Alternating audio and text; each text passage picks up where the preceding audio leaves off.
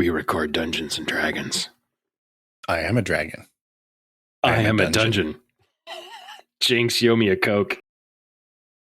We're going to be bringing the energy today, I think. Well, I was kind of waiting for the punch in of the intro and I didn't hear it. And I'm like, are you doing it? Or is it just going in post? Oh, I haven't done it yet. I was waiting for something funny. The dungeon thing wasn't funny. Well, I mean, like, come on. Like, the bar for us being funny is pretty low. Start the game already!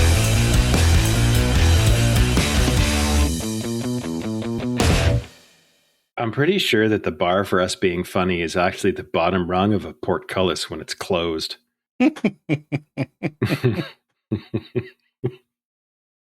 So I have a surprise for you. You drinking cider? Oh.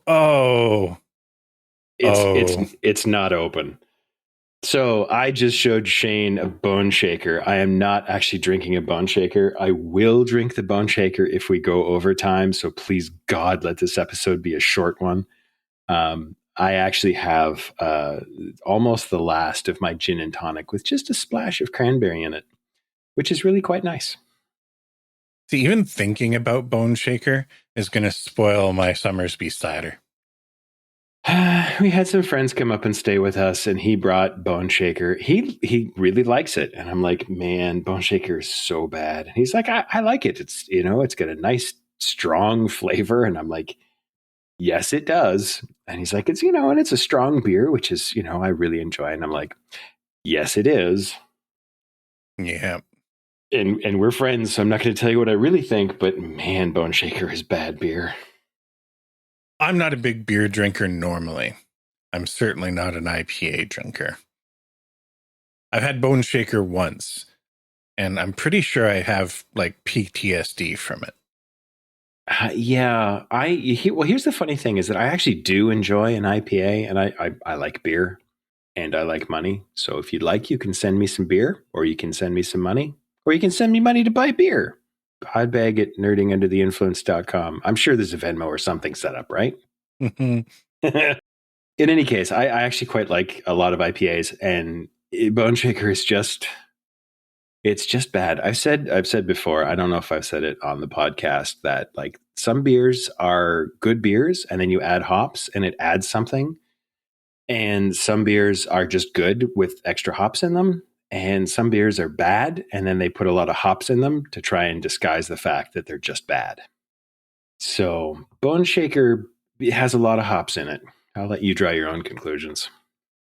Stepping away from beer for a second, they say that there's two different types of tasters in the world. I'm sure there's a lot more.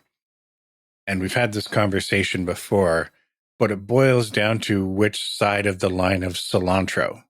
Yeah. Right? Because cilantro legitimately tastes differently to different people. It isn't just like a preference thing, right? Like it is it's an actual, it's an interpretation. It's it's a chemical thing, whatever it is. I hate cilantro. I love cilantro. Which is why you probably, not that, they're all that similar. Not necessarily related, but. Yeah, but, I find people that love cilantro also like IPAs.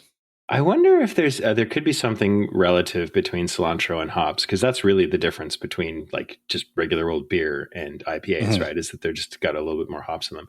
There are different kinds of hops as well, and the cheap ones are what they put in most IPAs. And I've had some beer that use different kinds of hops, and they do legitimately taste differently. So if you've tried an IPA and you hated it, go look for an IPA that has a different kind of hops in it. You might like it, you might not. It's worth a shot. I had one Boneshaker at work back in the days when we used to just grab some random craft and throw it in the fridge, bust it out on a Friday. And my response was basically like, why did somebody take this hops, soak it in pine tar, and light it on fire? Because that's what it tasted like I was drinking. Like it wasn't bad. It was offensive. That's an accurate depiction in my mind of what it actually tastes like. I haven't had one since, because we did it. on our second failure to launch this podcast, I showed up at your office one night with a 6-pack of, oh, hey, this is interesting. I bought it literally because there's a skeleton on a bicycle on the can. Mm-hmm. And I had never had it. And I'm like, oh, okay, this might be neat. And I showed up with it there. And I think that's the last time I had any. And I think I drank 2 of them that night, and the other 4 got thrown out or potentially left in your fridge. Because that's what these are. These are ones that somebody left in my fridge. So No. Not right. So what have you been up to? I've been playing a little bit of Horizon Forbidden West. Yeah, I just looked at the hours played on my Steam account, and it's a big number for like a week, maybe 2 weeks.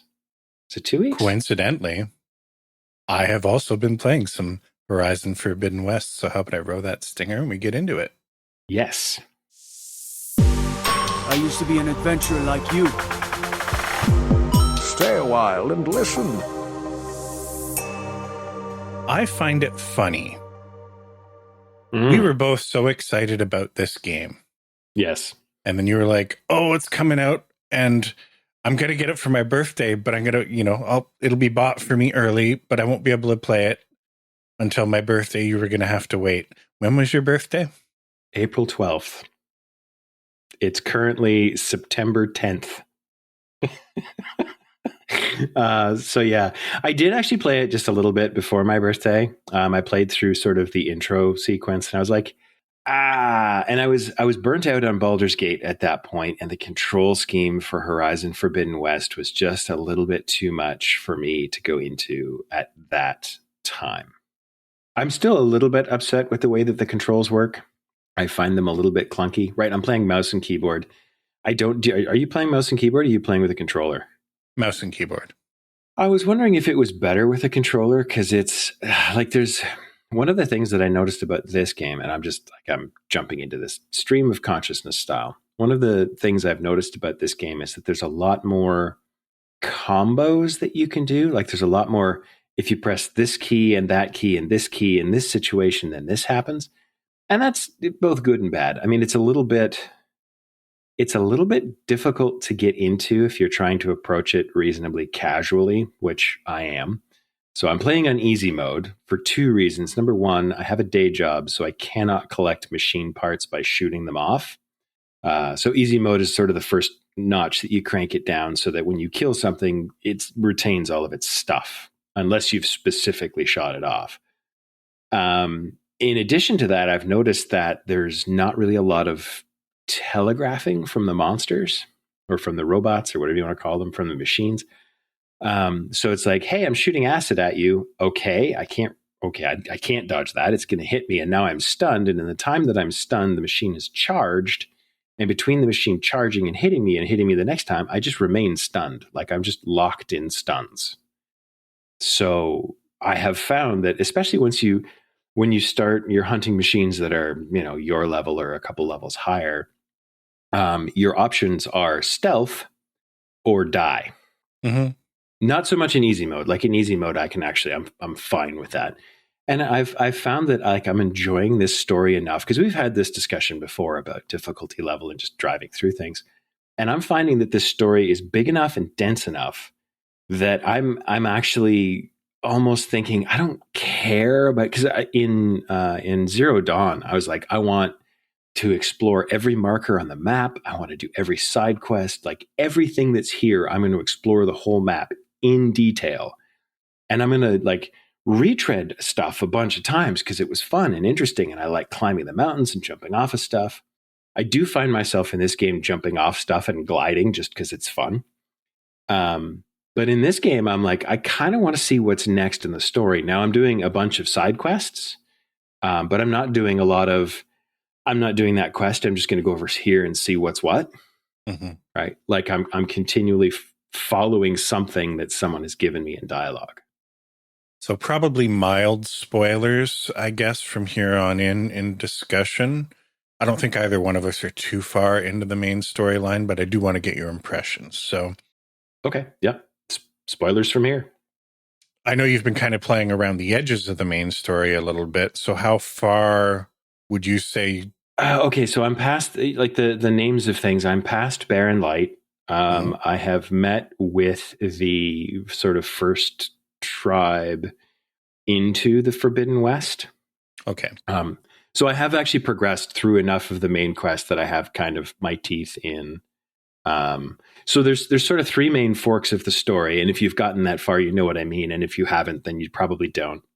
I will put it like this: I have found a backup of Gaia. I've gotten that far. Okay. And from there, the story forks sort of in three directions, and I've started down the path of that first fork. Okay, I think you're actually at about the same spot that I am then, even though you've got like quadruple the playtime. I have done a bunch of side questing.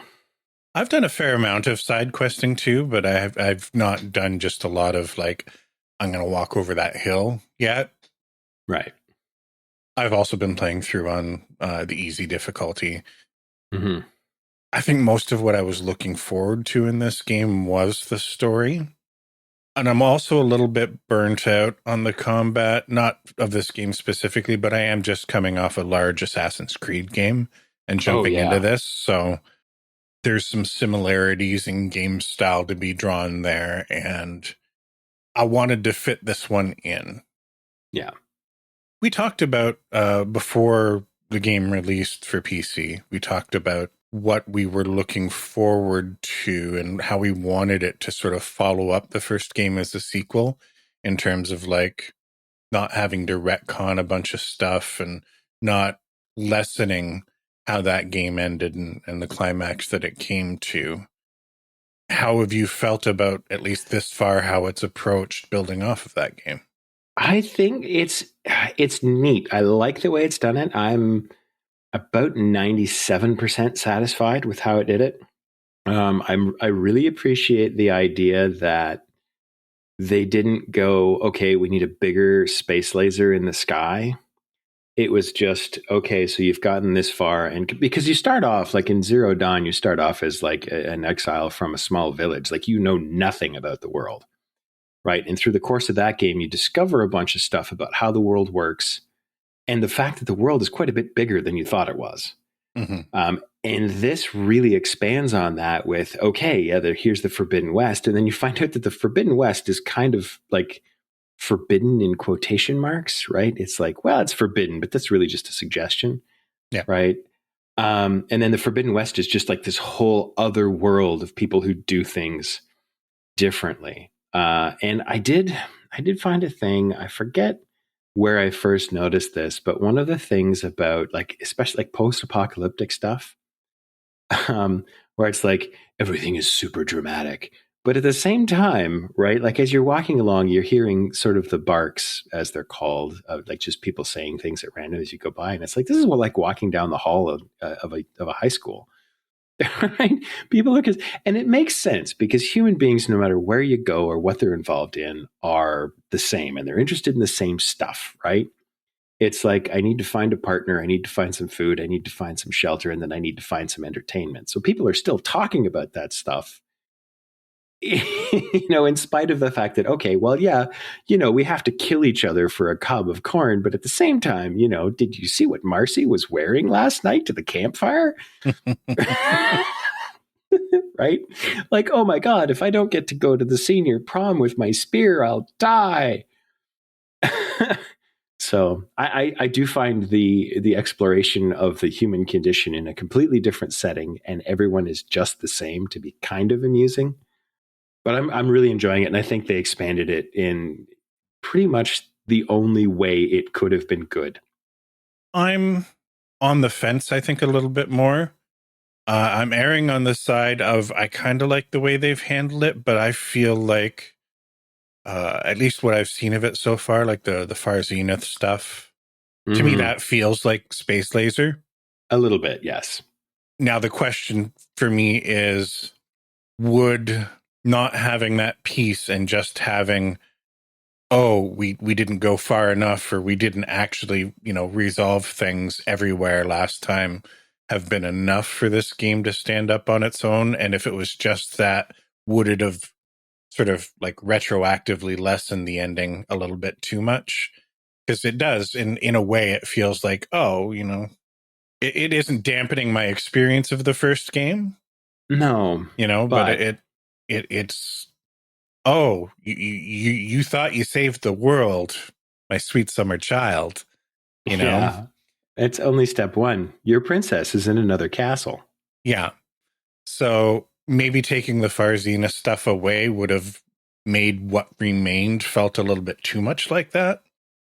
So I'm kind of on the fence, because to me it does feel like it feels out of place. I have a slightly different take on the Far Zenith stuff specifically. Well, I have a question for you. Like, have you had more than one interaction with the Far Zenith faction? Not yet, no. I just had the one. So I've only had the one as well. But the whole thing of that for me was just like, to me, that feels like, okay, this is, if you think about like Buffy or something like Buffy the Vampire Slayer, where it's like, okay, you have the villain of the episode, right? And that's kind of like, terraforming the world and getting it back on track and, resolving the storms and the blight. But you have the big bad of the season, which is the bad people from space, right? And I have a feeling, it's just a prediction at this point, that we're not going to see a lot. Like, we're not going to resolve anything with Far Zenith in this game. I think they're going to reserve that for the next game, or maybe the game after that, because we have enough to do in Forbidden West to keep us. I mean, I've been busy for 60 hours and I'm still at the beginning, basically. Or maybe a third of the way through. Like there's still a lot of map left for me to look at. So like there has to be sort of an overarching, that we need to resolve this right now, but here's this unexplained thing. Here's an adventure hook for later. And I think it works for that. I don't mind that kind of setup. I just found the limited sort of sampling that I have of it felt both out of place and a little tacked on. Now, maybe my opinion of that'll change if I get more of that. And bear in mind, again, I'm only like maybe 17, 18 hours into the game kind of thing. I've opened up my base and I'm heading towards the first of the three in the fork. Yes. The lowest level of the three in the fork, the one that's appropriate to me. I'm just taking care of some side quest stuff around that before I continue there. So I'm coming at this from having only seen a small portion of the game so far, but that bit just isn't resonating with me yet. And I don't know that it's the concept. I think it's just the tone of it, the sort of hammy, very cartoonish. Yeah. That first combat encounter, like just the characterization of that character, was off-putting. And sometimes that can be good and maybe that'll pay off. But it felt very it was very what's his Jude Law in Ms. Marvel. No, not Miss Marvel. Captain Marvel. Yeah.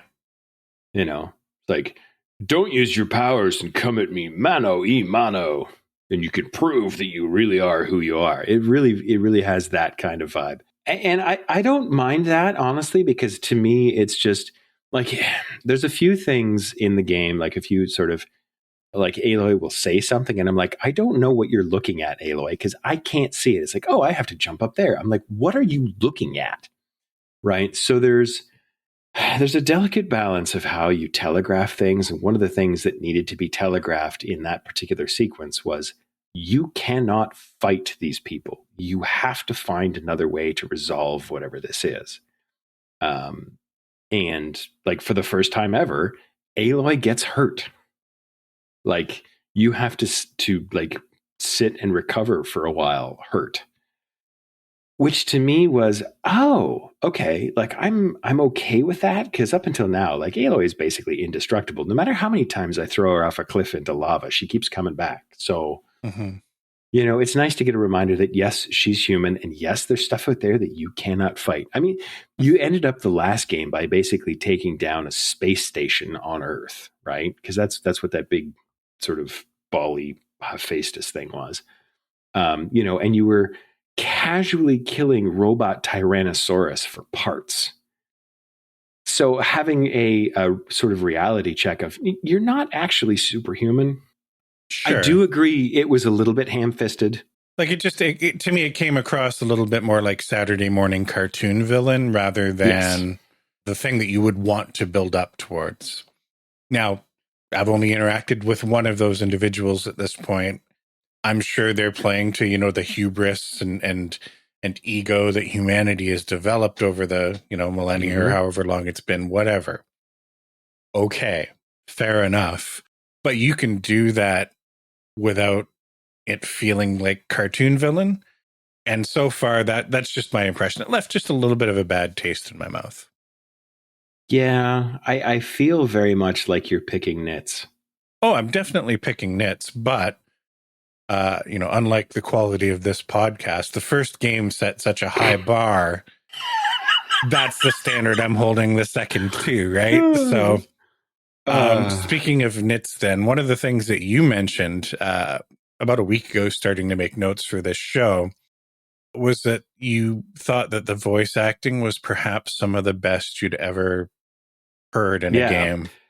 I will admit, because your response was basically, really? Because I thought it was, I found almost everything before Barren Light, to me, felt incredibly bad. But that was the demarcation point. Like, it's almost like we built the game from this point forward, and then we realized we needed a bit of a prologue. So then we filled it in with AI voices, or, we called in the B list. Yeah. Like, that's what that all felt like to me. I felt like I borderline thought some of it was AI generated stuff. Some of it probably is, to be honest. And a lot of the stuff, like the stuff before Barren Light or the stuff up to sort of when you get past Barren Light, I did honestly just almost... The reason that I put that statement in there is because there's a heck of a contrast with some of the voice actors after Barren Light. Oh, immediately. Like when you hit that sort of... the Marshall conversation?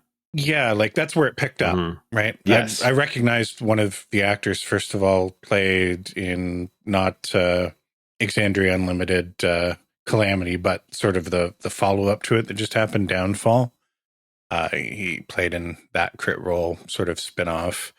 I can't remember his name all of a sudden. Anyway, I recognized the voice immediately because it was sort of fresh in my memory. The one guy that was not the leader at Barren Light, but sort of the second in command, the subordinate, the guy that survived at the end, black dude. The guy's voice sounds so incredibly familiar, but I couldn't place it. Are you talking about Aloy's friend from home? No. The guy was stationed at Barren Light. He was like the second in command. He the guard for the diplomat guy? Is that who you're talking about? Or are you talking about the guy who... Because the guy who's running, the Karja who's running the place is the guy who sort of sits behind his desk with the floppy hat. Yeah, no, he dies. Spoilers. He dies as you're wrapping up that thing. He dies. The priesty guy dies, and the guy that was sort of the second in command. Oh yeah, the captain of the guard guy. Yeah. Okay. From talking to him onwards, it was just like, oh wow, the quality of the voice acting just you know. It did. And that's one of the reasons that I made that statement, is because the contrast between those two. Because I thought the stuff before Barren Light was just like, okay, it's just like video game voices, and they've got like whoever's in the office today doing the voice. And normally you would get that when you're just doing like, barks, right? Like the high school hallway conversation stuff. And I'm not judging it based on that. The, what was the name of that first town? Chain something? Yeah. Chain Scrape. The quality of the stuff that was going on there with sort of like the little mini village bad guy and some of the sort of prominent NPCs in there, I was just like, oh wow, this is bad. I didn't think it was bad, but it did not flag as this is good. To me, it flagged as this is just mediocre video game voice stuff. Well, it wasn't just bad. Like, we watch Best of the Worst. You hear like, B movie quality acting and stuff like that. And that's, bad in a different way. this was and that's why I jumped to AI. It fell into that weird sort of uncanny valley of like, this is supposed to sound like a human being, but it sounds like a non-human being playing a human being, you know? These people are all actually machines in human suits. Yeah, it's like listening to Neil Breen speak, you know? It's just like fair enough. You're using the right words and you're pronouncing them the right way, and the emphasis is mostly where it's supposed to be, but when you put it all together, it just, it's not quite right in an unsettling way. But have you met the one-armed marshal yet? It's after you meet the chief. So no, I haven't gone there yet. Okay. I know who it is because he was at the thing and we saw him get his arm. Yeah. Yes. You do meet that guy again, and it was actually his voice acting that prompted me to say that, because it is really, really good. And it's subtle. I think that's the one that's played by the actor that I was referring to, that was in the Critical Role Downfall. I only started watching Calamity. I sent you a Discord message as I was watching. I'm 2 minutes in and I'm like, oh, this is foreshadowing for absolute tragedy. Like it's coming in 5, 4. Yep, there it is. Yep. But yes, and then once I got past Baron Light, the combination of the guard captain or whatever he was, and then you go and meet Zoe. And again, I looked up her name on IMDb and it isn't one that I recognized, but it's like, I've heard this voice a million times and it is so unique. There's a cadence to it that feels so cloyingly familiar, but intentionally kind of like exotic and a little bit different. And I can't quite place it, but like it's been sort of banger after banger after that. Yeah, it's one of the things that I've been really impressed with in this game is the quality of. There's a few glitches I've come across where, like, you'll run past the same person 5 times and they'll literally start their line before they finish the line the last time. I mean, the game is huge. You're going to find little bits and chunks of things that don't work right. But one of the things they've done really well is made the story feel like a living world a bit. Right, where there's you'll do something and you're finished with the quest, but if you happen to run into that NPC as they've gotten home and you talk to them, they will say things to you about what has happened in a way that feels really natural, right? Like, hey, thank you for saving me from such and such, and I'm here now and I'm doing this, and like I would never have been able to do that without you, and that's great. But the way that it's scripted, the way that the actors actually say the things feels like how you would imagine someone would express that. So yeah, I'm really enjoying it, and it feels huge. So what do you think of it visually? Well, I have to ask, what kind of settings are you playing it on? I'm playing on a 1080p display, but I'm playing it at basically the highest settings. Okay. I think I've turned down. I'm not using ray tracing. I'm on a 4060. I don't know. Didn't even notice if it had ray tracing options, but I don't think it does. I'm not using any DLSS stuff because when you're playing at 1080p, there's just not enough detail at lower resolution to really create a good 1080p, and I don't need it. Like my frame rate's fine. I should be playing it at a higher resolution, but I just cheap and don't want to buy a new monitor. Oh, no, totally fine. I was curious because I had there's some bugs with the like ultra high settings, right? Yeah. Like in theory, my system should handle that, but it doesn't. Yeah. And I've found a few instances like of just general sort of frame pacing issues and like where the only thing I can really do is just close out of the game and restart it. And I have a semi fix for that. When you go into settings, there's 2 options for full screen. There's full screen and exclusive full screen. Mm-hmm. And when you toggle between them, you have to apply those settings that will actually reset that frame rate thing. Okay. Most of the time for me anyway. But I tried it on ultra high. And like I said, I ran into like mostly just in cutscenes, like everywhere else, everything's fine. So I set it to high, and then I think I turned down the quality of shadows, and I turned the level of detail to one lower. Mm-hmm. I do have DLSS on. I'm playing it basically like 2K widescreen. Mm-hmm. And there's some things that I'm really, really super impressed with. Mm-hmm. I do find there's some areas that are a little bit dark, which is frustrating because like there's some places you go in and like Aloy turns on a flashlight and I'm like, this is great. And there's some places where it's like dark and I'm just like, I don't know what I'm looking at. Like turn on the flashlight. Yeah, I found, again, this, I don't know if it's a weird sort of uncanny valley type thing. The quality of the character artwork and the mocap and animation and faces and stuff like that, much improved from the first game. Like it was good in the first game. It is really good now.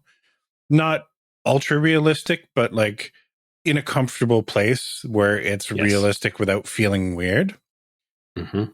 It's almost everything else around it, like the foliage and scenery and stuff, the combination of like saturation and desaturation used in combination and just weird stuff going on that makes it all feel, and maybe intentionally, artificial to me. And I'm finding the sort of juxtaposition between the ultra realistic characters and the environment that feels cartoony isn't the right word, but if you look at, and this isn't going to be a like apples kind of thing, it's a little apples and oranges, but if you look at sort of World of Warcraft when it launched, right, never tried to be realistic. It was always sort of this slightly abstracted, not super cartoony, but like, intentionally built to age a little bit well, wasn't going for ultra realism. And then as the expansions progressed, they leaned into that a little bit more. So the modern game, if anything, is slightly more cartoony than the original World of Warcraft was. Character models, exaggeration of features, stuff like that. I kind of feel that way about the environmental detail in this one relative to how I remember the first game being. And it just feels a little bit disconnected. And this is mostly like exterior environment stuff. So maybe they did it intentionally. Like, you think of watching the Avatar movies and you see sort of the environment detail there. Like they do it there to make it feel alien. Right. And sometimes I catch myself in environments here that to me feel alien. Huh. I have not come across that. So I have a different, do you have depth of field turned on? I think I've backed it off Yeah. a little bit. I have mine, I definitely think, get rid of like medium. post motion blur and stuff like that. I think I kept a little, like I like a little bit of bokeh, but I like to be able to, especially in the cinematic moments, but I like to be able to see what's going on.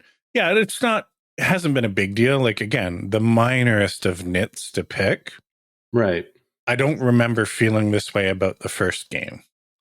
And I don't know if it's just because I'm coming from playing an Assassin's Creed game where they really kind of push the realism in the environmental details, even a slightly older one like Assassin's Creed Origins, where this feels the most alien things about it, like the weird technology, the cauldrons, like that stuff all feels fine and basically how I remember it. It's walk around in the bush that just feels a little bit like combination of like some things are ultra saturated and some things feel oddly desaturated, but they're like both there at the same time. And I don't know. Now I have not enabled any of the colorblind filters. I found that they weren't quite doing it for me. So I'm playing it normally, which means I'm struggling with seeing a couple of things, but that hasn't changed the environment to make it feel weird because I'm not using them. Anyway. It's an interesting thing because I haven't noticed that. I have noticed that there is a slight difference in the realism of some stuff, right? It didn't really register with me, but now that you've said it, I'm like, oh yeah, okay. I've noticed a couple of places where like that tree really looks like a specific kind of tree. And then there's somewhere else where here's a plant that I don't recognize. And I'm pretty sure that I live in this biological zone, so I should. Yeah. And I mean, they've chosen to, introduce new stuff, and hey, it's a world in the far-flung future that's been recreated by machines. Spoiler alert for the first game. And those machines haven't always been working optimally. So there's some things that are a little bit weird. That's totally fine. It's not so much the stuff that's intentionally weird that has been rubbing me the wrong way a little bit. It's the stuff that supposed to feel normal feels a little bit artificial. Do you remember playing the first Far Cry game when it came out? And it was like, these graphics are absolutely amazing, but there was something about them that almost felt like gummy or plasticky. This is kind of like a lesser degree of that. All of the plants felt like the artificial rubber tree in your grandmother's living room. Yeah, still just looked more amazing at the time than anything that we'd seen, but something cloyingly artificial about it. Anyway, that's how I kind of felt about it here. But super minor nits.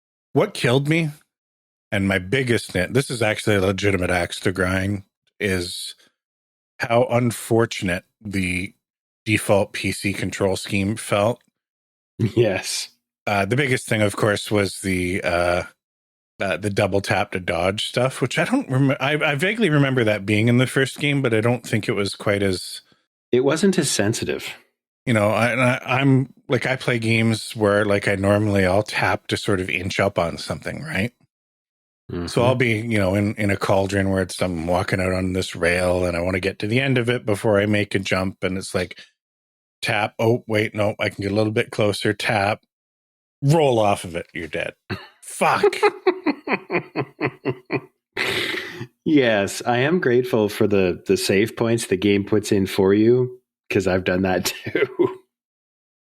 Oh, I bet you I've done that 30 times before I finally turned that off. Yeah.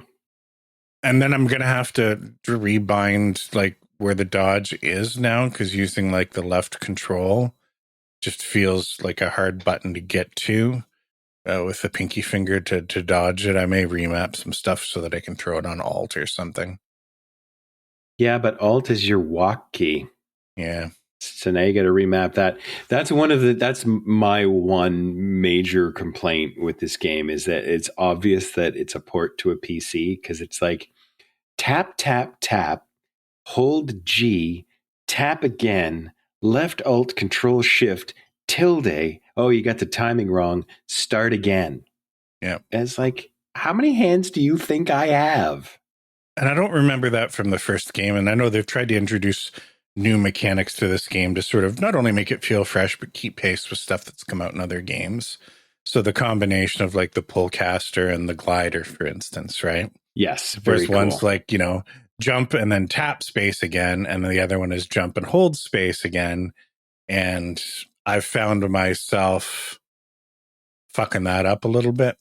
Oh, yes, a lot. I find myself jumping off of a pullcaster thing, going to glide, and it just sucks me right back into the pullcaster thing again. I think playing on the easy difficulty, I'm not sure I have a legitimate death, one that I earned. I had a weird sort of bugged death in the encounter where you drop the old shuttle on top of those snake-like robot things. And you fight that one. I had one where I got glitched into some of the rubble and couldn't move. Yes. And then everything else has been combinations of me jumping off of things that I didn't want to jump off of, rolling off of things that I didn't want to roll off of. Oh, I did blow a jump. I blew a jump once. One of the first tall necks that you get to, the one that you got to realign the satellite dish. Oh God, yes. Oh man. Yeah. I tried to, it was I should wait for this thing to come around again. Right? Because I see the point that I got to go to jump off of it. And it was oh, it's already there. Pass it. Maybe if I rush, I can make it. And then no. Yeah. Turn on your glider. Yeah. I have a reflexive thing now that when I jump, I hold down space. Yeah. But yeah, I've done similar things. Have you had to look anything up yet? Yes, there was one thing that bugged me, and I think it boiled down to my colorblindness and not having colorblind mode on. I'm not entirely certain that it did, because I've had to look up a couple of things where it's where the hell, I know what I need to do. I know where I need to get to, and I know what I should be looking for, but I can't find it. And I look it up and it's I'm going to sort of scroll through until I see the specific thing I'm looking for, because I don't want spoilers and I don't want someone to solve it for me. I just want to know that I'm not wasting my time here. And it's like, here's where it is. And I'm like, what? Where? And I'm looking at a screenshot of the thing that I need. And I'm still like, where? Yeah, there was one, and it was a minor thing. So and this is before you actually move west, you have those people that were Shadow Karja that had gone all sort of spiritual with that one old man thing. And he had climbed up on the mountain to meditate or something. Yes. You speak to him, he's clearly dying. Then you're like, oh, I'm going to go get the lens or whatever it is from the Stormbird and come back. And I could not get onto the top level. And it's one of those ones that you have to kind of go around the whole sort of little plateau a couple of times. But there's just one climb point that I could not see. Like, I was looking right at it. I'm like, I can't see that. It wasn't something that was like, it was one of the little yellow posty things. Yep. But I just could not see it from any position that I found myself in. And when I tap my thing to tap V to scan for it, it wasn't showing up there from any position that I was in either. So after spending a solid 20 minutes just walking around the same, and it's a very, very little sort of plateau. Like it's a finger of rock sticking up in the air. Like, how the fuck do I get up to that top level? I see there's a thing over there that I can jump onto. I assume that's where it is, and I just couldn't see it. Yeah. Yeah, I've run into a couple of things like that, and it's not often enough to be egregious. There's a couple of things where it's you can't get there yet because you don't have the proper tool. Yeah. Right, but it keeps showing up in your quests, and it keeps popping up as your default quest to, hey, like, go and get this thing. I'm like, I can't. It's covered in vines. I don't have the tool yet. And I get that that's sort of a come back to do these things later sort of mechanic. But the sort of ticking clock element of the whole story makes that seem like I should just ignore this. So that's a little bit annoying. Yeah, and you run into this with a lot of games. The balance between this is trying to create a sense of urgency versus, hey, do you want this cool armor? Let me give you a bunch of contracts to go, kill a bunch of these random things and collect materials and fetch quests. And they're always a thing. And I don't mind the fetch quests. I find that you have to do a little bit of suspension of disbelief in the story to say, like, hey, I know you said the whole world only has 3 months, but I'm going to screw off for a little bit and, like upgrade my pouch for carrying out berries. It's tough, like from a story development point of view, it's really tough to balance those things, right? Like on the one hand, you want to give people lots of stuff to do because the game is fun and you want to do these things. But at the same time, you have to give them a little bit of a reason to actually want to finish the main quest. How do you do that? I don't know. I don't think there's a good answer to that, or at least nobody's found one yet. Yeah. And the other minor gripe, and, this is probably boils down to playing at an easier difficulty, is that I find very little reason to bust out most of the tools. Oh, yeah. Like I tend to play most of it with a combination. You get a pretty good sharpshooter bow from one side quest chain and my main bow, and mostly it. Like I've busted out the spike thrower a little bit, and I'm like, meh. Yeah, I don't like it. It isn't doing, and even after throwing upgrades, that it isn't doing enough damage relative to what I'm already doing. So I'm at this point in the game, like it's mostly just I'm using acid as a counter when appropriate. I'll occasionally throw down like tripwires, but even then, very, very rarely. And it's mostly like I'm doing a lot of stealth. Yeah, I found once I got that, especially when I'm like fighting against people, right? Yes. The tech is a little bit different, but like I've been going through clearing out some of the rebel forts, right? And being able to stealth, and like I've spent most of my points in like boosting my range damage from stealth and stuff like that. So I'm one-shotting a lot of people if I can stay hidden. So most of the Yes. challenge is just around staying hidden. Yes, I've been playing that way as well. So I have like two main weapons. I now have a purple hunter's bow. So I have like 5 upgrades that are possible to it. And I think I'm on upgrade number 2. Yeah. And there's a whole bunch of side quests, of course, for stuff that I have to gather to upgrade that now. But there's that, and I think it's the hard shot sharpshooter bow. Like once you upgraded it, because I think you're probably using Ku's bow. Yes. It's the green one. Yeah, which is good until the hard shot gets 1 upgrade. Once you upgrade that once, it's suddenly like much better. And I don't have that one yet, I don't think. Oh, you don't? It's a merchant bow, I think. Yeah, I haven't bought From anything somewhere. yet from a merchant. Ah, okay. In that case, that's probably the best bow you're going to find for a while. I think, and it's good. I will go back and sort of buy some stuff from some merchants. I haven't yet. I haven't sort of hit the limits of the stuff that I've been using. Once I do that, You probably won't. Yeah, so there's like the hunter bow, and the one I've got now has 3 different types of ammo. So I've got regular arrows and advanced arrows, which are basically just like slightly more damage and a little more expensive to make. And then I've got, is it acid arrows? I think it's either no, it's fire arrows. So I have hunter, like regular arrows. I have precision arrows, and then I have fire arrows. And then I've got the sharpshooter bow, which has regular ammo and like the air blaster ammo that tears parts off, right? Which I almost never use. And then I have, I have my rope caster, but I haven't, like, it's crap compared, especially in the first game. It was like your whole strategy is rope the thing, critical strike, back off, shoot him until he breaks the ropes, rope him again, critical strike, rinse, repeat. This time the rope actually doesn't do much until you get a better one, which is like 2/3 of the way through the game, I guess, according to rumor. So it's literally just like shoot it from stealth, or like do silent strike, which I've upgraded like to the nuts. mm-hmm. And then I have like 2 slingshots. One of them's explosive and the other one's freeze. That's it. Yep. Right. And most of the time it's hunter bow. Yeah, and I've not been using that much either. Yeah. Occasionally use it as an opener, but yeah. Have you experimented with the highlight glove? It's like a scoopy. It's like a spike thrower, but it throws out like a little disc thing that does a whole lot of. I forget what they call it when you detach stuff, but it's a specific kind of damage. But the shtick is that you throw it. After it hits, it comes back, and if you catch it and throw it again, it does more damage.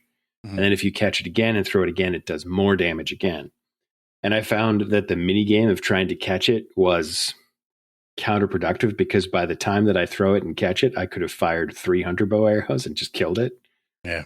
So yeah, I don't have that yet. So yeah, somebody gives it to you at some point for some side quest, I think. And then there's like merchants sell them all over the place. You might enjoy it, you might not. I don't know. I just found that it's like I'm already not good at like Twitch style mechanics. Mm-hmm. So this is just like another level of Twitch that I'm not good at. And I'm like, it's probably awesome if you're good at it. I'm not good at it, so I'll just leave it. So despite all the minor nits, I do have to say I'm really, really enjoying the game. Highly recommend it. The first one was great. You have to play the first one for this one to make any sense. It's not a sequel that you can kind of just walk into. I think you probably could, but it's going to have an awful lot of those. I don't really understand what's happening. I'm not sure why this is. You're not doing the game or your own experience any justice by trying to do it. So if you haven't played the first game, play it, because it's great and it's available on PlayStation, PC. This one is now available PlayStation and PC as well. So early assessment, like what am I, probably 10% of the way through the game, 15% of the way maybe through the main story, and it's pretty good.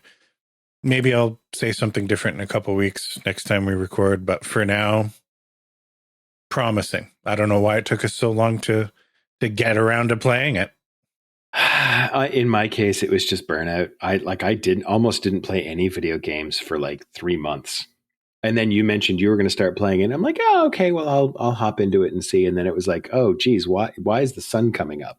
It's that kind of game.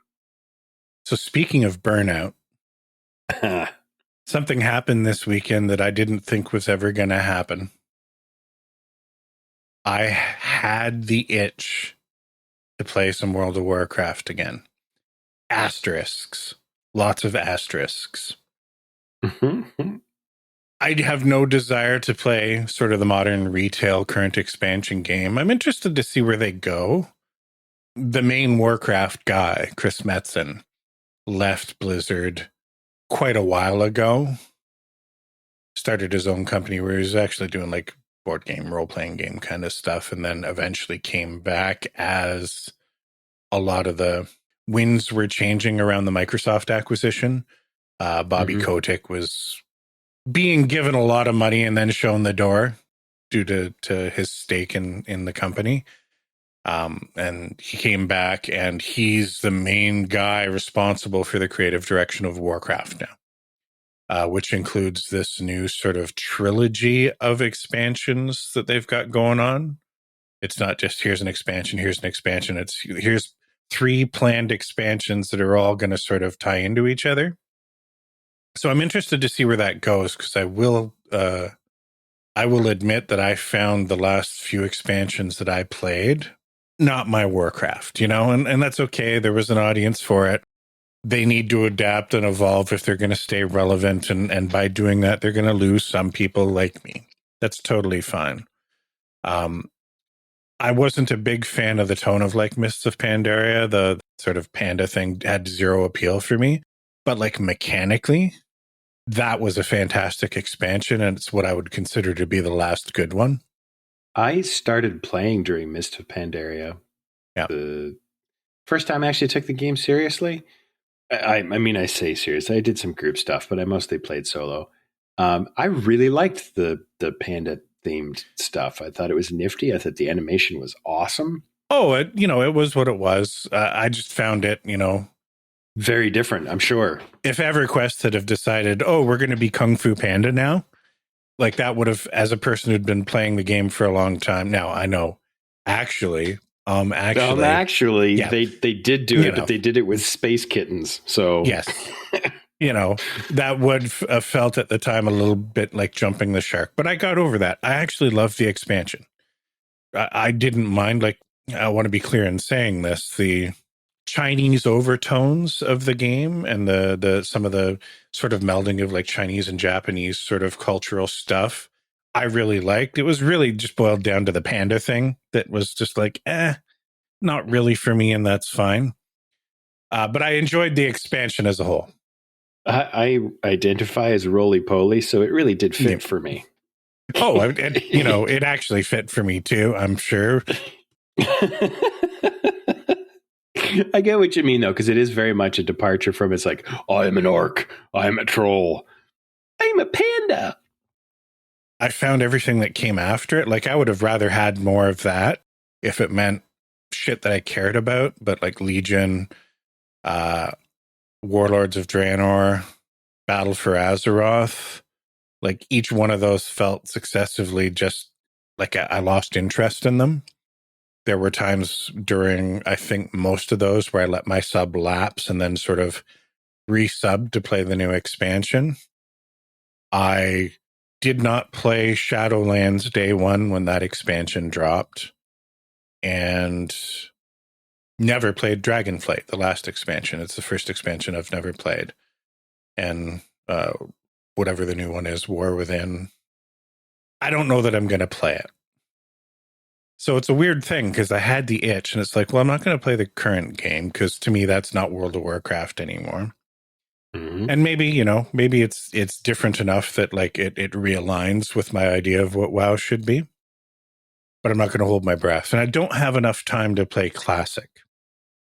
So where I'm kind of at is that I spent like a lot of my playing career actually playing on private servers, not some of the gimmicky private servers that like sort of messed with gameplay and balance and power and like XP boosting and stuff. Like I played on what was called Blizz-like private servers for quite a long time. I don't think I'm going to go back to one of those either, because that's basically just playing classic. But what interests me, and this sort of is entirely dependent on me finding a group of people that would like to do it, is just slowly progressing through dungeon runs, like running 5-man dungeons, like even if I'm setting up my own private server again, because I also ran one way back in the day for a while, just to do dungeons at my own pace and then progress through the expansions, do the 5-mans. There is a server out there called TBC 5-man that has experimented with, and I haven't played on it, so I don't know how well it's executed, but taking the raids from Burning Crusade and rebalancing them and tuning them to run as a 5-man party as well.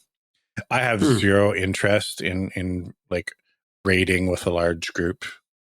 Honestly, by the time I really got out of raiding in WoW, even 10-man raids was just like, this is too many people. I don't want to deal with the bullshit. But the 5-man dungeons, if I wasn't doing it with like random dungeon finder stuff, if I just had a crew, like approaching it like I would approach Dungeons and Dragons, basically, not the role playing, but let's just roll through a couple of these tonight for a couple hours, shut it off, and we'll come back in a week or two. That idea kind of appeals to me. Yeah, it appeals to me too. I mean, like it's almost like thinking like Diablo 4 group play kind of deal, right? Yeah, but WoW, like, you know. Or sorry, Diablo 3. I haven't played Diablo 4 Yeah. yet. Yeah, I get it. I don't like. I'm down for it. I don't know that I'm enthusiastic about it, just because like the WoW style of play is like, I don't know. It just doesn't appeal to me all that much. That's kind of why this idea appeals to me, because you're not trying to keep up with the server, right? Like literally, if I were setting it up as my own private server, we would be the only ones playing on it.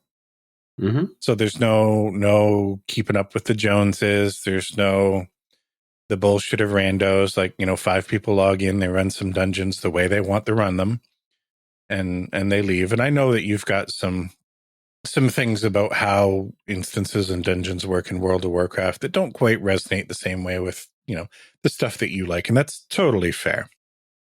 But that would be a way to play WoW, at least for me, that doesn't involve all the baggage and bullshit that turned me off of WoW to begin with. Yeah, the other people. It's like, I love the fact that it's an MMO, but you know what? It'd be really great if it was like an SMO. Yeah. And, don't treat this like a recruiting pitch kind of thing. Like, I'm really only talking about it to say, hey, I had the itch and I never thought I would again. It'll probably pass when I realize I don't have the time for this shit. Because I don't. Like I could make it work. I could probably fit some stuff in. But I don't have time for this shit. But I had the itch. Like my mind was like, I was at the point where I was ready to start compiling from source code. You know what you should do is you should just download your own map tool and like make your own framework for Dungeons and Dragons. Yeah. That's almost the same, right? Yeah, Fuck. It's a very, very similar kind of itch where it's like, this is a really cool idea. And it is a cool idea. Chances are as you'd go the first time and like, how much time did this take? Man, I could have like cooked a pot of macaroni and watched a movie, and it would have been so much more fun. Speaking of not having the time for stuff, one last video game thing I just want to say, 1.0 for Satisfactory dropped today, as of the day of recording, September, what did you say it was, the 10th? 10th. What year is it? 2024. Holy shit. Oh, fuck. Yeah. I don't know why that surprised me all of a sudden tonight. Well, it was 2019, like last Tuesday. So yeah. So 1.0 dropped. It's been in early access for years. They've done the smart thing, and like the story, the narrative aspects of the gameplay never made it to early access. And, it's at its core, it's still a factory builder game kind of thing. I've talked about it a few times. So it's not like a deep campaign. It's not like we're playing Horizon Forbidden West or anything, but they have dropped some story into the game that was only available when it officially released. There's a whole new tier of technology. They've reworked a lot of stuff that looks super interesting. I think when I finish Horizon, I will dive back into probably my 4th attempted playthrough of that game. Wow. It showed up. I got an email today that it was on my wish list and for sale. It's a little, just not quite in the budget right now, but it is something that is on my radar. So I will definitely give it a try. Yeah, it's, I would say go into it blind if you can. You know, if you read about it too much, like, you know, everybody's, even my own pitch, like my own sort of, these are the things that I like about the game won't necessarily be the things that you would like and might turn you off. And if you just look up factory sims like Factorio and stuff, you'll just be like, you know, whatever. This feels like work. And to a certain extent, you know, Satisfactory might. But it sounds ludicrous to say that you would enjoy a game that involves making factories and optimizing them and managing them and planning them. But let me tell you, man, I mean, I enjoyed the sim games, like the original sim games, like Sim City and Sim Ant and Sim Tower. I still really enjoy Bloons, yep, right? Which is all about that kind of optimization. yep. The only thing more fun than building a factory in Satisfactory is tearing it down so you can build a better one, and then tearing that one down so you can build a better one. Let's all tear down a factory. All right. Hey, do you want to do some table talk? We should do that.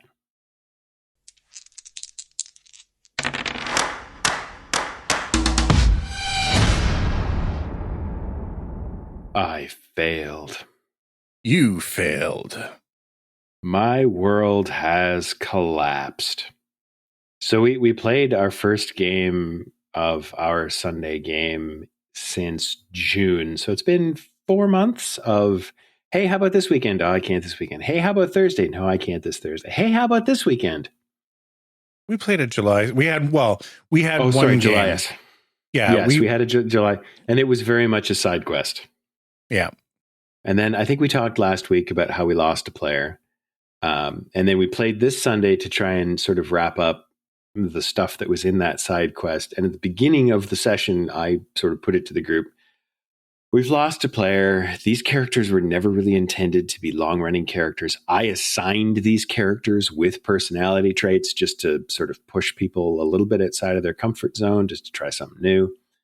My intention was, hey, we're going to play through this first little bit, this introductory sort of session, and then everybody's going to throw these characters away and make their own.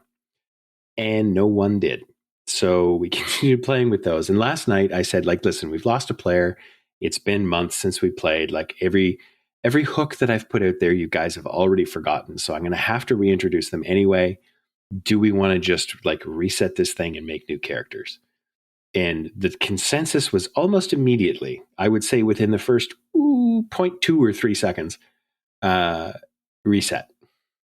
So we are starting anew.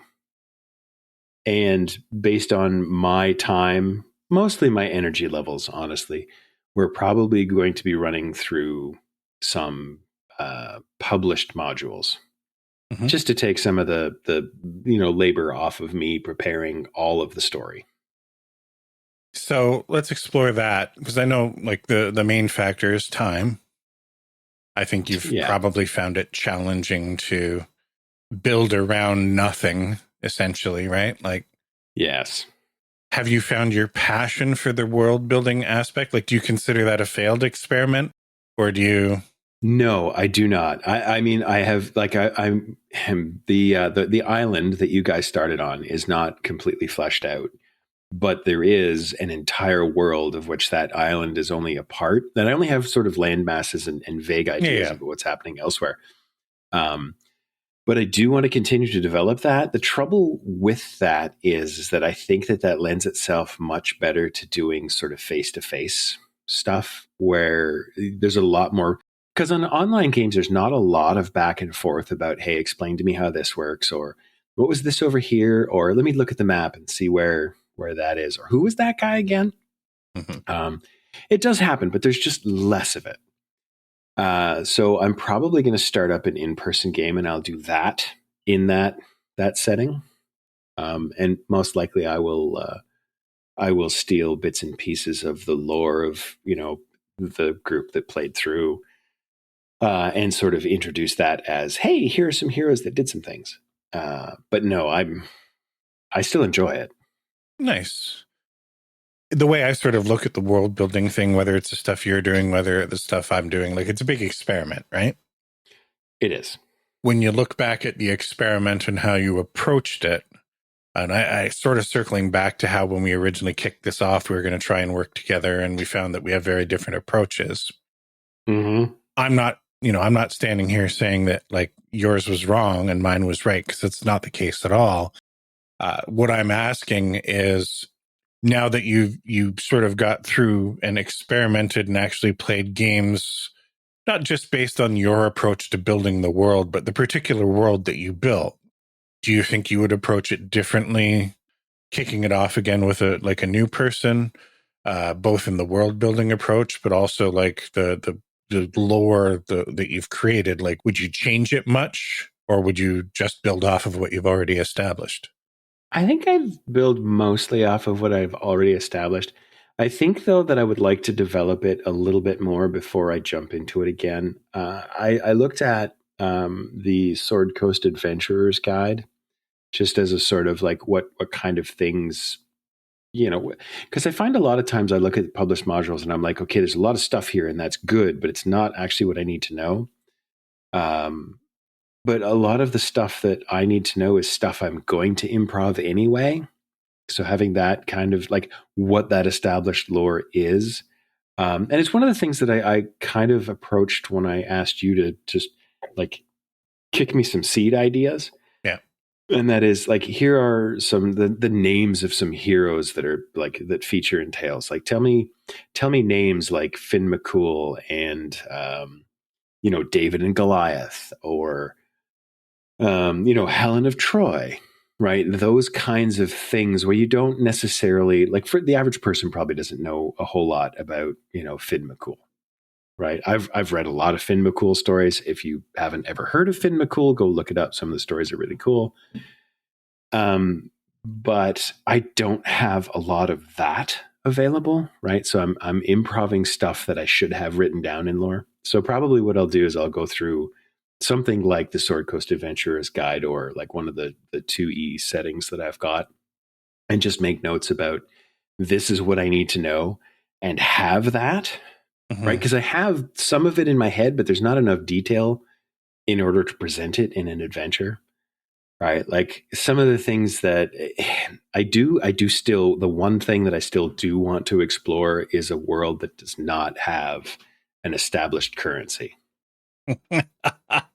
just because, and I mean, interestingly, I've been watching a fair bit of Dropout Humor, and Brennan Lee Mulligan, and his anti-capitalist rants are like, oh yeah, I want to sit down and have a beer with this dude. Like this is interesting. Like he's so much better educated than I am. He's so much more eloquent than I am. I'm like, I want him to tell people why you can play D&D in a world that doesn't actually have money, right? It's not necessary. And I know that people were struggling with it a little bit because I don't really have enough meat in that idea for people to latch onto, right? They're just going, well, I need to find some way to have money without having money, right? And I'm guilty of that as well, where it's like, okay, well, how do I reward people? Right. And there has to be some kind of a way to do that.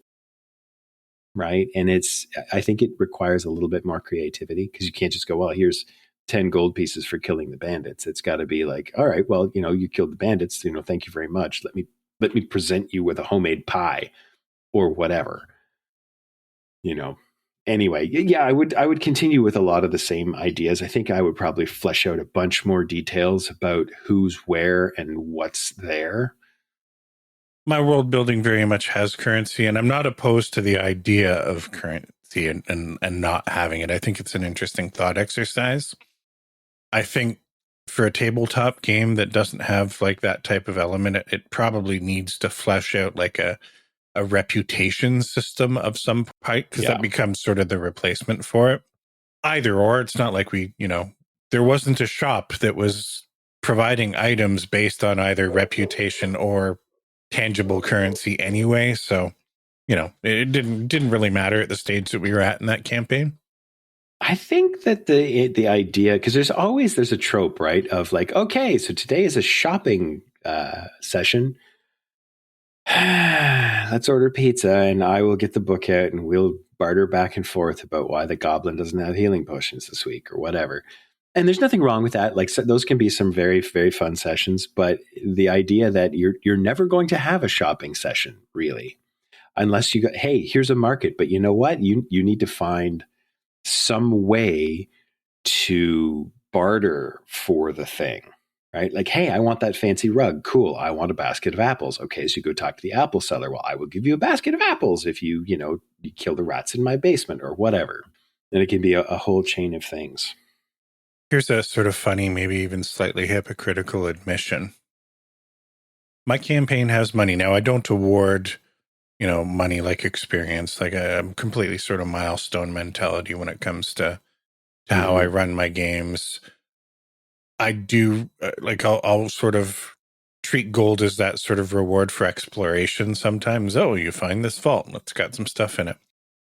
Even though my players collect money, gold, I've got sort of like an iron bit system in this sort of Shadowfell city that we're kind of using as our hub right now. I don't do shopping, the traditional sort of shopping episodes where they're buying shit for themselves. Like, I don't sell gear. I don't sell potions. Part of that is I've been playing in settings that were at least starting off as kind of like low magic kind of settings. It wasn't like Waterdeep where you got wizards on every corner plying their wares and trades. But my party in my Tuesday game, like, they use money as a tool to sort of do narrative shit. Like right now, they've spent a couple of sessions basically just in the streets, like rallying the desperate and homeless people and trying to find people to sort of turn to their cause and sort of establish basically they're starting a revolution. So the currency kind of becomes a bit of a tool for doing that. I've had shopping episodes, but they're usually to support like weird, I don't want to say weird, interesting sort of like low-key side episodes, side sessions. So, the most recent example is before they went in to try and, because we were playing a player short for one session anyway, before they were trying to go into the streets and sort of rally people and start this revolution, they decided that like, well, they're going to go out with food and stuff. So we basically had an entire episode that turned into like an episode of Chopped or like Iron Chef or something like that, where they spent time cooking. But to do it, they went into this market and they were just sort of snooping around, trying to get info and looking for interesting ingredients they could find in the fucking Shadowfell. So, it's like, oh, what do you want to make? Okay, well, we don't have that here, but like, here's this weird alternative. Like, do you want to milk some bugs? So it just turned into this fun way of getting out and shopping, but it wasn't selling gear or items or progression type stuff. It was literally buying fucking bug milk. Would you like some blue milk? You can drink it straight from the teat. That they then took back to this bakery, which was sort of a building they'd inherited essentially from somebody they'd defeated, where they spent like an entire session figuring out, okay, well, what can we do with bug milk and weird shit to sort of make food? And then, just through roles and skills and how do you want to juice it? And what do you want to do? We're going to use your magic to try and make some really good food or whatever. It was a lot of fun, and that's kind of where my currency turns into a tool for like making that shit happen. And the currency very much is a tool for like establishing anti-capitalist sort of overarching tones in my games, not to the level that like Brennan Lee Mulligan does. I appreciate the extent that he goes to get his message across. Sometimes it's so overt that it's covert, and I really love that about him. He is very talented. I'm having a little bit of trouble getting into the Calamity thing. I'm about, I don't know, it's a 4-hour episode, and I'm like, oh my god, there's how many of these? 4. And it's just, again, the time, right? It's because it's good. Like like everybody's doing really, really well, and I love Sam's character and the fact that his ex-wife is what's her name? She was the DM. Abria Iyengar, yeah. And just like their interaction is just like, okay, these are two very talented improv people. Yeah, the first episode is a bit of a, I don't want to say it's a slog, but it's a setup episode, right? Like, it's very much introductory. 15 minutes on this character and nobody else at the table's talking. But you have to do that for something like that. Because they are very much presenting as a show. That's one of the things actually I wanted to bring. There's 6 people sitting at that table. And for about 95% of a character's, like, this is my intro, everyone else is just sitting there paying attention. And that is so rare around an actual table. Mm-hmm. I noticed a lot of ums and ahs, which is not typical from the Critical Role sort of, what's the word I'm looking for? Product? Mm-hmm. Right? Like they're usually very good at, I'm just going to talk. There's not going to be any ums or ahs or pauses or whatever. And there's a little bit more, you can tell that this is a little bit more, I don't quite have as much background on what I'm trying to exposit here. Like I'm making it up more out of whole cloth than usual. Yeah. Which is fine, right? It comes across more like we're playing D&D as opposed to we've been given a very big package about who our characters are, and we've spent a bunch of time developing that. I haven't been playing this character for 107 episodes before today. You know, this is very much for those little mini sessions that they do, it's this weird thing because it is, you know, people accuse things like Critical Role of being scripted and they're not. No, I think there's a little bit more prep than you would have for a typical D&D game, I think. Well, and something like this, there's like, you know, there's a script in that, like, what has happened up until this point. Everybody agrees that when we start episode 1, here's the established, not just the lore that the DM has created, but the relationships between the players. Like, I think that is a perfect example in getting back to us talking about restarting. One of the things that we mentioned after everybody jumped on the idea of starting fresh was, let's have a session 0, but let's do the character creation then, and not just create characters, but create a party together. Yes. Right? Like that's where you can really see like what makes some of that stuff so smooth for them, whether it's a side thing like Calamity or even just the first few episodes of a Critical Role campaign, is that they've done that. The characters have established relationships between each other sometimes. I know one of the things Matt Mercer will do before episode 1 is he'll run half the party through like an unrecorded episode just so they can work kinks out of things like voices. And, you know, these are the characters that have some established sort of history with each other. They'll run the other party members through their own little thing so they can kind of work that out. So when they come together for that first session, and you have to do this more obviously because it's an actual play, it's a performance, it's a presentation, but I think some of that is super important. Learning from my own mistakes, especially, this isn't a criticism of our players. I love all of our players, the people that have been in our games, whether they're there now or not. So this includes Chris, this includes Ian. Players in general can be sort of leaders and passengers, right? Yep. And I know part of the experiment when you kick this off was you're trying to change that dynamic. Let's take some of the people that tend to be a little bit more passengers, right? I don't want to say that to say that they're not actively contributing to things, but they tend to be followers rather than leaders. Yeah. You put them in a position where they got to lead a little bit. And our group, I think skews in that direction a little bit more, where it's just like, I just want something to be happening. Okay, well, what do you want to happen? I don't know. Make something happen. Right. Yeah. A little bit. And I think if we establish some of that stuff, like we build a party instead of like discrete characters, create even just a short history of like, here's your party up until this point, that will give those players a little bit more.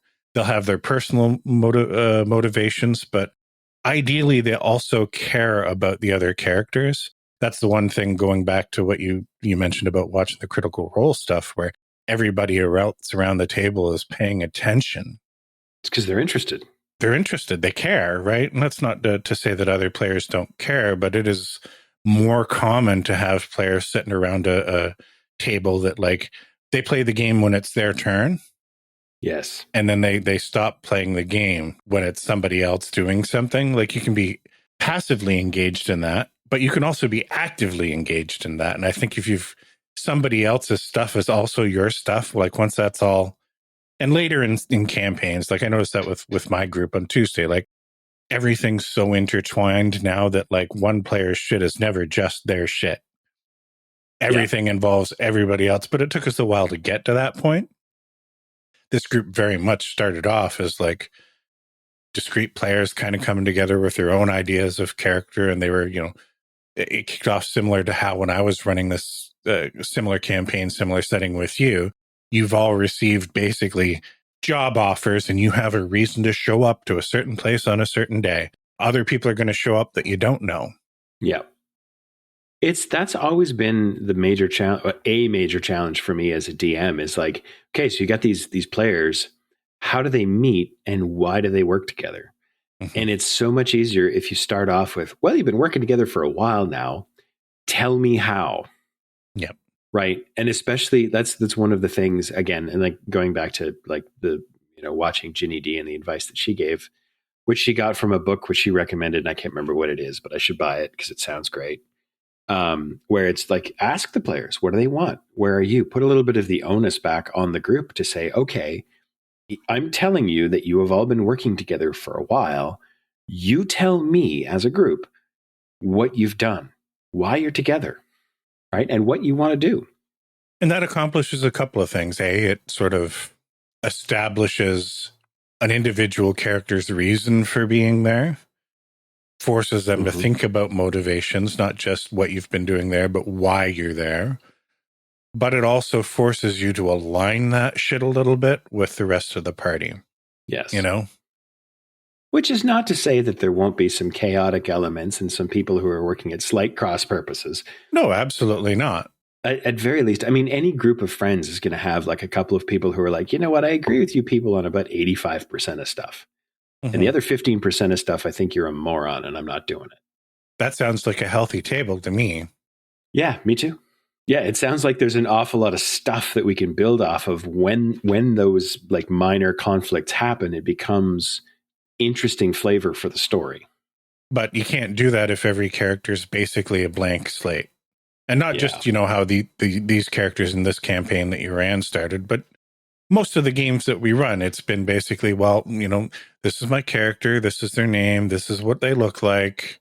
This happened to me once in the past, and I'm here now.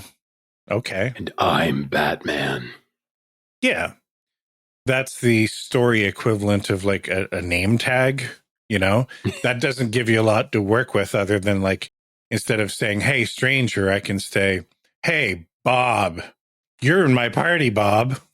My name is Legion. Yeah, I'll be interested to see because we're doing this thing on Thursday evening. I'm interested to see how it goes. And I'm not prepping anything until I hear from people because we're not playing on Sunday, I don't think. I think Cindy's actually going to be away this week. Okay. And I don't think we'll be playing the following Sunday. So I'll probably have to pick a day during the week, like 2 weeks out. And that gives me some time to prepare after having had the conversation with everybody about what do we want to do. Because if we want to like explore dungeons in the wild, I'm not going to run something in Waterdeep. Yeah.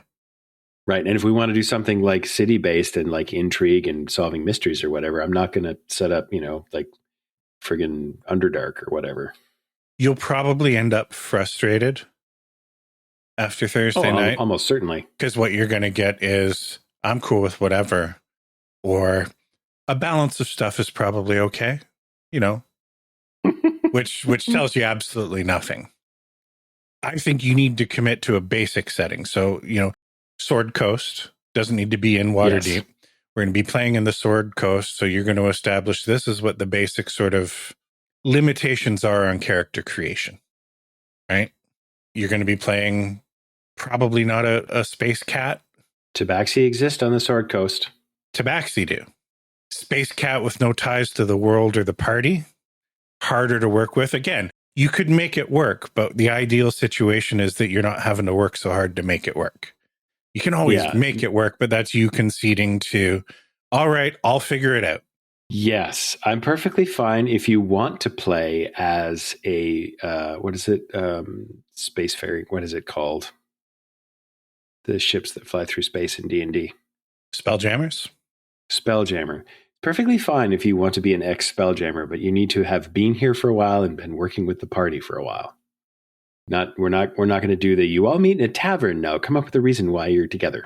Yeah. It's no, you've been together for a while, because I want to start at level 5 just because, we can start at level 1 if people want. That's another thing that I'm going to sort of put to the party.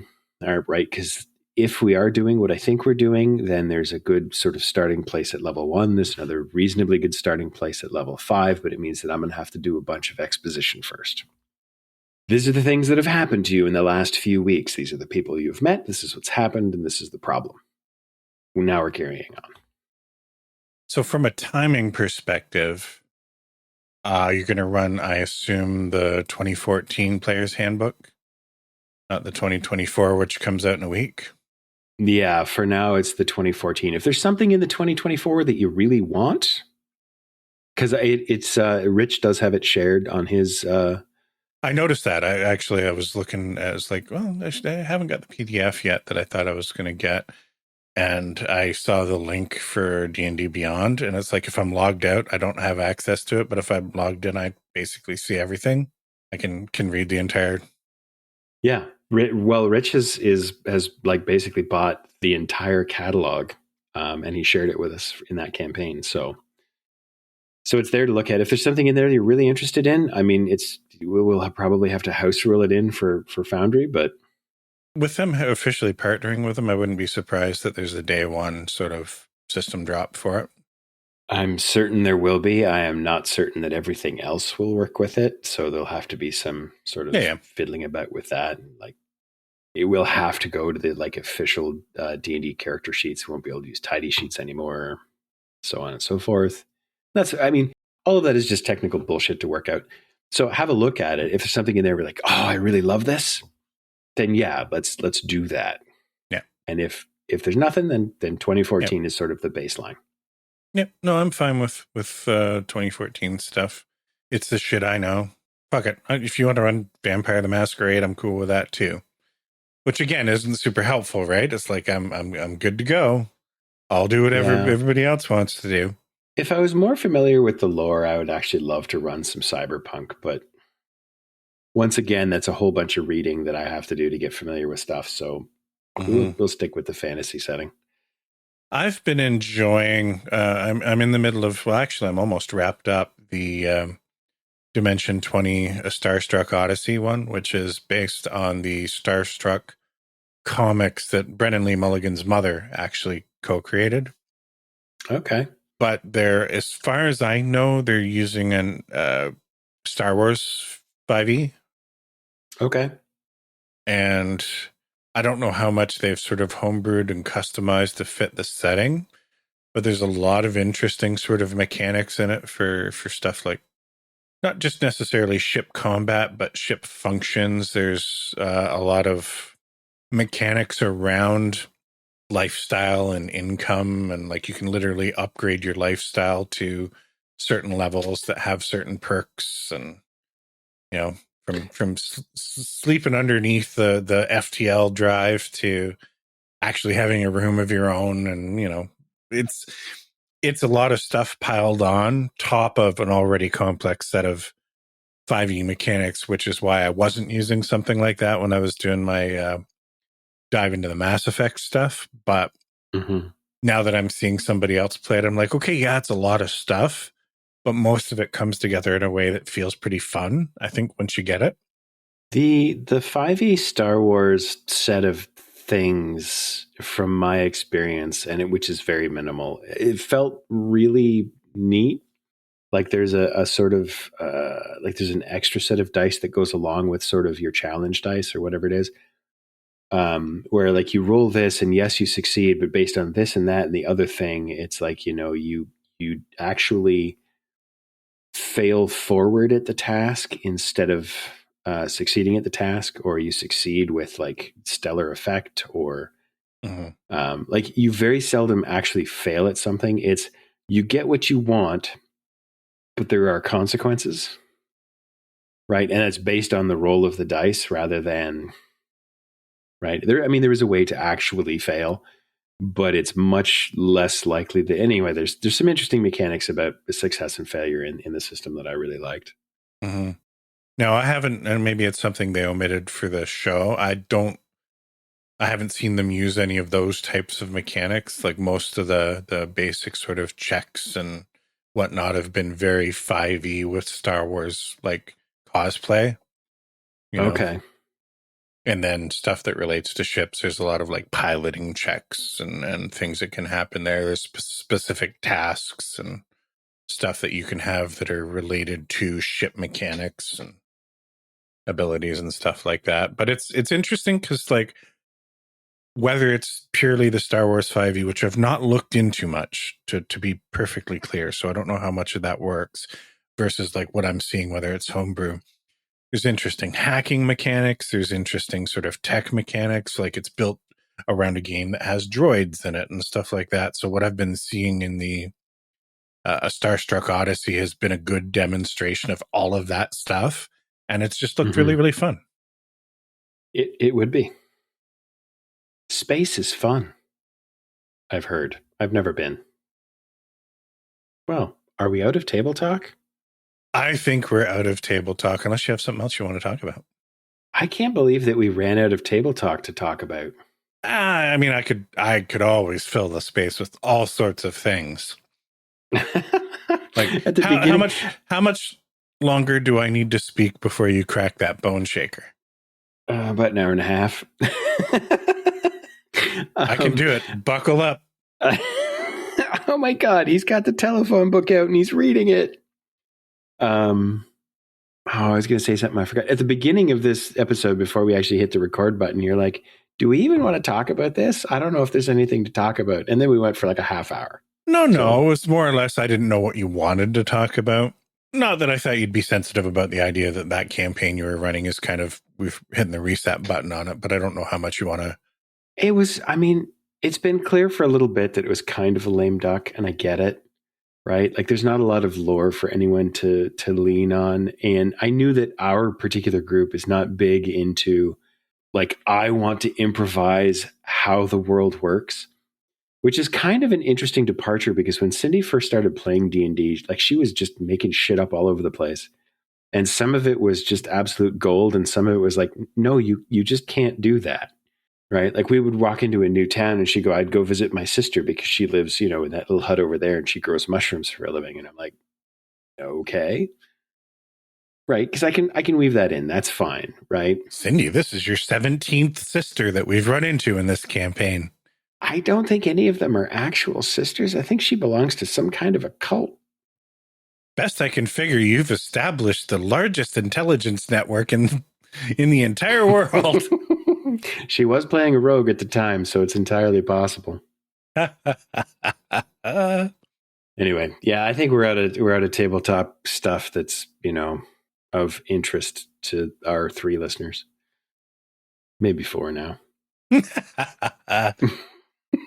Well, we might as well wrap it up then and get into some parting gifts. And I show you how deep the rabbit hole goes. Anybody want a peanut? So I mentioned I'm not sure on the podcast, but I'm deeply embedded in the YouTube algorithm now because I've been flipping through shorts. And there's a guy on there. I think he mostly does his stuff on TikTok, but he does have YouTube shorts and he has a YouTube channel, and he's a performer at Renaissance festivals in the US called Jack the Whipper. Apparently he ran away as a kid to join the circus. So now he has like a sort of whip cracking show. But the stuff that he posts on TikTok is typically him sort of improvising made up lyrics to songs that people shout out while he beats the whip, or he cracks the beat on his whips. And it's very entertaining. It's more entertaining than it has any right to be. I mean, his shtick should be boring and pedantic, but it isn't. So I entirely put that down to how much talent he's got. I think he's getting reasonably famous now on the internet for cracking whips. So good on him. Check it out, Jack Z Whipper. He's worth a watch. Not my turn this week, but I think I want to slip one in. Go for it. Normally we alternate, but I've like bogarted the last 4, I think. fuck it, So I'm it's going to your slip turn. one in. I haven't hidden the fact that like I'm an old man now and I've been watching a lot of like woodworking YouTube and stuff. And I finally stumbled across a channel that like it's actually a fairly popular channel. A lot of the woodworker guys that I do watch talk about this guy fairly often. The channel's called Blacktail Studio. And what's sort of interesting about this guy, I mean, he does beautiful stuff, but like almost everything that he makes is the same. And I don't mean that in a negative way, just like to contrast it to some of the other woodworkers who are always trying to build new and different things and like have something that feels fresh every week, right? Or however often they publish videos. This guy specializes in doing like tables, epoxy tables, like, you know, he's always using stuff like various walnuts and burls. And so the process, like not every, but most videos that he does follow basic formula. I consume it almost like ASMR type stuff. Like I watch it before bed, 1 or 2 of them. It just helps me unwind and relax. I'm not focused so much on the crafting and the woodworking. I'm not trying to learn much from it, where a lot of the other woodworking channels that I do watch, I'm trying to like learn stuff. Even if I don't have a shop myself, I'm always paying attention to stuff and learning things. I just like turn my brain off and watch this guy do his thing. He's great in that, like, he'll show his failures but everything that he's doing, like it's a $5 or $10 or $20 or $30,000 table by the time he's done. Sells this shit, makes it for clients. It is his little niche, and every video is like that, and it's just mesmerizing. He does commentary during the entire thing, but you can almost enjoy it without the commentary. Just watching him, there's no surprises. Like, you see what's coming. There's no major. He does some deviate from the formula. Like, he'll do neat things like try and make a table out of denim, which is a neat idea. Well, once you get like dabbling with resins and stuff like that, like, I mean, you can be super creative. But most of the stuff that he does is just like really quality, like walnut stuff that he's, a lot of live edge stuff, a lot of stuff that's cracked and split and burled, and he's having to fill with epoxy. Like, it isn't that he's making sort of resin tables. It's taking this natural, ugly but beautiful piece of wood and turning it into something that is both artistic and beautiful, but also functional. Blacktail Studios. Cam's awesome. He's got more than 1 million followers. Like, he doesn't need our help plugging him or anything. But yeah, but it's nice to share these things. It's nice to watch someone who's just good at their craft be crafty. Well, it's been good talking to you, man. And you. I mean, we probably went over time and did a whole bunch of digressions we didn't need, but that's what the show is.